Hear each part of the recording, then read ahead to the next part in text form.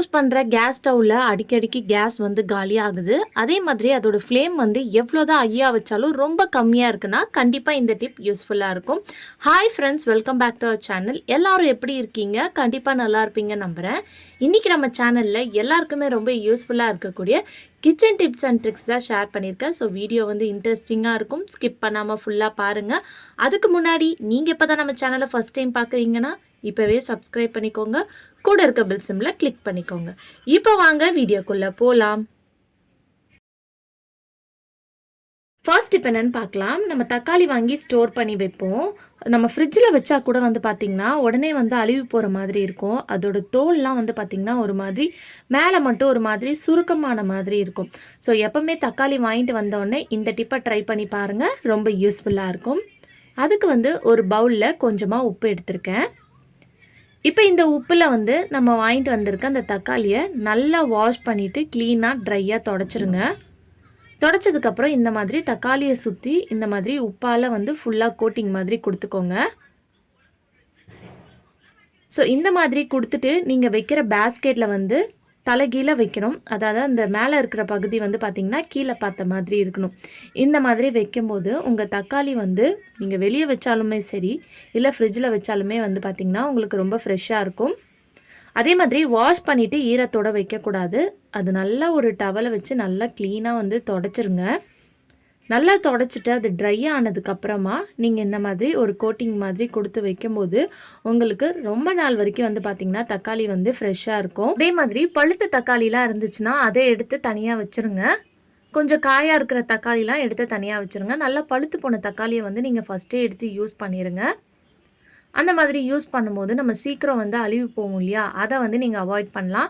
So எப்போவுமே வந்து தக்காளி வாங்கிட்டு வந்தீங்கன்னா இந்த மாதிரி டிப்பை வந்து ட்ரை பண்ணி பாருங்கள். கண்டிப்பாக உங்களுக்கு ரொம்ப யூஸ்ஃபுல்லாக இருக்கும். இந்த டிப் பிடிச்சிருந்துச்சுன்னா இந்த வீடியோக்கு ஒரு லைக் கொடுங்க. அடுத்த டிப் என்னென்னு பார்க்கலாம். இதுக்கும் வந்து நான் பவுலில் கொஞ்சமாக உப்பு எடுத்திருக்கேன்.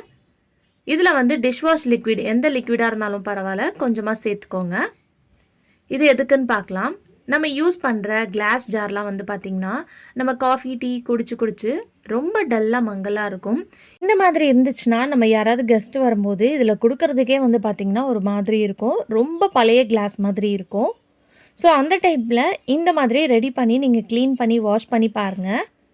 எந்த கிளாஸ் ஜார், எந்த கிளாஸில் இருக்கக்கூடிய பவுலாக இருந்தாலும் அப்படியே வந்து பார்த்திங்கன்னா உங்களுக்கு டக்குன்னு பளிச்சுன்னு மாறிடும். ஸோ லைட்டாக தான் வந்து பார்த்திங்கன்னா நான் அதை ஸ்க்ரப் பண்ணி தேய்ச்சி விட்டுருக்கேன்.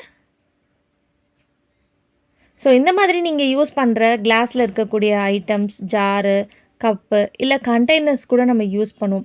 அந்த மாதிரி பொருளெல்லாம் 15 டேஸ் ஒன்ஸ் அது இந்த மாதிரி நீங்கள் க்ளீன் பண்ணி மெயின்டைன் பண்ணிட்டு வரும்போது பார்க்குறதுக்கு வந்து ரொம்பவே வந்து புதுசு மாதிரி இருக்கும். இப்போ இதை நான் உங்களுக்கு வாஷ் பண்ணிவிட்டு காட்டுறேன் பாருங்கள். நல்லா உங்களுக்கு வந்து டிஃப்ரென்ஸ் தெரியும். ஸோ அந்த உப்பு நம்ம சேர்க்கறனால அது வந்து பார்த்திங்கன்னா அதுக்குள்ள இருக்கக்கூடிய எல்லா அழுக்கு கரைகளையும் வந்து பார்த்திங்கன்னா உங்களுக்கு எடுத்து கொடுத்துரும். இப்போ பாருங்கள் எந்த அளவுக்கு பளிச்சுன்னு இருக்குன்னு சொல்லிட்டு. கண்டிப்பாக இந்த டிப் ரொம்ப யூஸ்ஃபுல்லாக இருக்கும், ட்ரை பண்ணி பாருங்கள். அடுத்த டிப் என்னென்னு பார்க்கலாம். நம்ம லைட்டர் வந்து இந்த மாதிரி கேஸ் பற்ற வைக்கும்போது அந்த நெருப்பு வந்து பார்த்திங்கன்னா வரவே வராது. நம்ம என்ன நினைப்போம், லைட்டர் தான் வந்து பார்த்திங்கன்னா பழசாயிருச்சு, ரிப்பேர் ஆயிடுச்சுன்னு சொல்லிட்டு நிறைய பேர் வந்து தூக்கி போட்டுருவோம். பட் ஆனால் அது அப்படி கிடையாது. இதுக்கு வந்து நான் இங்கே ஒரு பட்ஸ் தான் எடுத்திருக்கேன். இந்த லைட்டருக்குள்ளே வந்து பார்த்திங்கன்னா நம்ம வெளிப்பக்கம் வந்து க்ளீன் பண்ணுவோம். இதுக்குள்ளே வந்து நிறைய அழுக்கு சேர்ந்துருக்கும். இந்த மாதிரி அழுக்கு போய் சேர்ந்துருந்தா கூட நம்ம நெருப்பு பற்ற வைக்கும் போது உங்களுக்கு சரியாக வந்து பார்த்திங்கன்னா நெருப்பு வராது. ஸோ இப்போ பாருங்கள் இந்த பட்ஸில் எந்த அளவுக்கு அழுக்கு இருக்குதுன்னு சொல்லிட்டு. இந்த மாதிரி அழுக்கு இருந்துச்சுன்னா அதுலேருந்து நெருப்பு வர்றதுக்கு நம்மளுக்கு சான்ஸே இருக்காது. ஸோ உள்ளே வந்து இந்த மாதிரி ஒரு பட்ஸை எடுத்துகிட்டு நல்லா சைடை சுற்றி நீங்கள் க்ளீன் பண்ணிங்கன்னா அதுக்குள்ளே இருக்கக்கூடிய எல்லா அழுக்கும் வந்து பார்த்திங்கன்னா க்ளீனாக வந்து உங்களுக்கு ரிமூவ் பண்ணி கொடுத்துரும். உங்களுக்கு க்ளீன் பண்ணுறதுக்கும் வந்து பார்த்திங்கன்னா ஈஸியாக இருக்கும். ஸோ இந்த லைட்டரில் வந்து பாருங்கள் எந்த அளவுக்கு வந்து அழுக்கு இருக்குதுன்னு சொல்லிட்டு. இந்த சைட்லலாம் வந்து பார்த்திங்கன்னா இருக்குது, பார்த்தா உங்களுக்கு தெரியும்.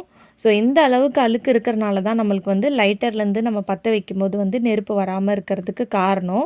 ஸோ உங்கள் லைட்டர்லேயும் வந்து நீங்கள் பற்ற வைக்கும்போது சரியாக வந்து ஃப்ளேம் வரலைன்னா கண்டிப்பாக இந்த டிப்பை வந்து ட்ரை பண்ணி பாருங்கள்.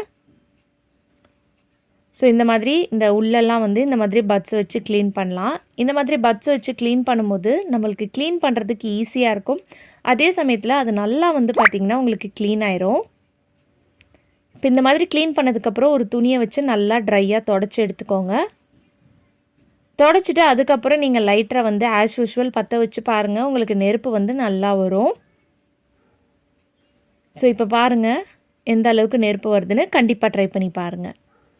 அடுத்த டிப் என்னென்னு பார்க்கலாம். அதுக்கு வந்து ஒரு பவுலில் வந்து கொஞ்சமாக வினிகர் எடுத்திருக்கேன்.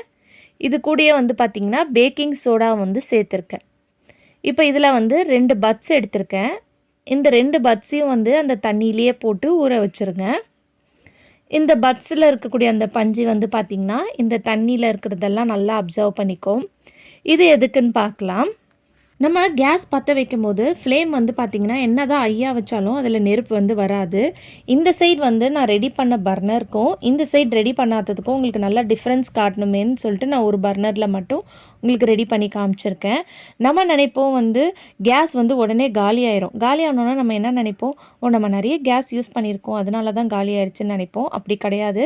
கேஸ் பர்னரில் இருக்கக்கூடிய அடப்புனால தான் உங்களுக்கு வந்து அந்த ஃப்ளேம் வந்து பார்த்திங்கன்னா நல்லா வராமல் இருக்கும். நம்ம சில சமயம் வந்து இந்த பாலோ டீயோலாம் பொங்கிருச்சுன்னா அதில் இருக்கக்கூடிய அந்த ஃபுட் பார்ட்டிகல்ஸ்லாம் வந்து பார்த்திங்கன்னா இந்த பர்னரில் போய் அடிச்சுக்கும். அதனால தான் உங்களுக்கு ஃப்ளேம் வந்து சரியாக வராது. ஸோ அந்த டைமில் இந்த டிப்பை ட்ரை பண்ணி பாருங்கள். இப்போ இந்த பர்னரை வந்து ரிமூவ் பண்ணிடுங்க. அதுக்கு முன்னாடி கீழே வந்து சிலிண்டரை வந்து ஆஃப் பண்ணிவிட்டு பர்னரை ரிமூவ் பண்ணிவிட்டும் நீங்கள் பண்ணலாம், இல்லை டேரெக்டாக அப்படியே வச்சும் நீங்கள் பண்ணலாம். இப்போ நம்ம தண்ணியில் வந்து போட்டு வச்சுருந்தோம் இல்லையா, அந்த பட்ஸை வந்து மேல் பக்கமும் உள் பக்கமும் நல்லா வந்து நீங்கள் க்ளீன் பண்ணி விடுங்க. ஸோ இந்த மாதிரி க்ளீன் பண்ணும்போது அதில் இருக்கக்கூடிய அழுக்கு, அந்த ஃபுட் பார்ட்டிகல்ஸ் குட்டி குட்டியாக இருக்கும், நம்மளுக்கு கண்ணுக்கே தெரியாத ஃபுட் பார்ட்டிகல்ஸ் அதெல்லாம் வந்து பார்த்திங்கன்னா உங்களுக்கு க்ளீனாக வந்து ரிமூவ் ஆயிரும். அதுக்கப்புறம் நம்ம யூஸ் பண்ணும்போது உங்களுக்கு அந்த ப்ராப்ளமே வந்து பார்த்திங்கன்னா வராது. இந்த மாதிரி பண்ணுறனால அந்த பர்னரை சுற்றி வந்து தண்ணி ஆயிரும் அப்படின்லாம் கிடையாது. கொஞ்சம் கூட வந்து பார்த்திங்கன்னா உங்களுக்கு தண்ணி இதில் இருக்கவே இருக்காது. நான் வந்து இது முடித்ததுக்கப்புறம் உங்களுக்கு பற்ற வச்சு காட்டுறேன் பாருங்கள். நல்லா டிஃப்ரென்ஸ் வந்து உங்களுக்கு பார்க்கும்போதே தெரியும். நம்ம இதில் சேர்த்துருக்க வினிகரும் பேக்கிங் சோடாவும் சேர்ந்து இதில் இருக்கக்கூடிய அடைப்பு எல்லாத்தையும் வந்து பார்த்திங்கன்னா உங்களுக்கு சூப்பராக ரிமூவ் பண்ணி கொடுத்துரும். இப்போ நான் உங்களுக்கு பற்ற வச்சு காட்டுறேன் பாருங்கள். நல்லா சூப்பராக வந்து பார்த்திங்கன்னா ஃப்ளேம் வந்து உங்களுக்கு வரும். ஸோ இதனால் நீங்கள் கடையில் கொடுத்து தான் வந்து இந்த பர்னரை வந்து ரெடி பண்ணணுன்ற அவசியமே கிடையாது. வீட்லேயே வந்து பார்த்திங்கன்னா நம்மளே சூப்பராக ரெடி பண்ணிடலாம். ஸோ பார்க்கும்போதே உங்களுக்கு நல்ல டிஃப்ரென்ஸ் தெரியும். அந்த கலரே வந்து பார்த்திங்கன்னா உங்களுக்கு தெரியும். இந்த சைடு இருக்கிற பர்னர்லேயும் அந்த சைடு இருக்கிற பர்னரும் வந்து பார்த்திங்கன்னா உங்களுக்கு தெரியும். இது பாருங்கள் எந்த அளவுக்கு ஒரு மாதிரி ஆரஞ்சு கலரில் வருது. அப்புறம் வந்து பார்த்திங்கன்னா ஸ்லோவாக இருது ஃப்ளேம். இந்த மாதிரி இல்லாமல் இருக்கணும்னு நினச்சிங்கன்னா கண்டிப்பாக அந்த டிப்பை ட்ரை பண்ணி பாருங்கள். இந்த மாதிரி க்ளீன் பண்ணுறனால உங்கள் கேஸும் வந்து பார்த்திங்கன்னா உங்களுக்கு மிச்சமாகும். கண்டிப்பாக ட்ரை பண்ணி பாருங்கள் ஃப்ரெண்ட்ஸ். ஓகே ஃப்ரெண்ட்ஸ், இன்றைக்கி வீடியோவில் நான் ஷேர் பண்ணி இந்த டிப்லேருந்து ஏதாவது ஒரு டிப் கண்டிப்பாக உங்களுக்கு யூஸ்ஃபுல்லாக இருக்கும்னு நினைக்கிறேன். அப்படி யூஸ்ஃபுல்லாக இருந்துச்சுன்னா மறக்காமல் நம்ம சேனலை லைக் பண்ணுங்கள், ஷேர் பண்ணுங்கள், கமெண்ட் பண்ணுங்கள், சப்ஸ்கிரைப் பண்ணிக்கோங்க. தேங்க்யூ.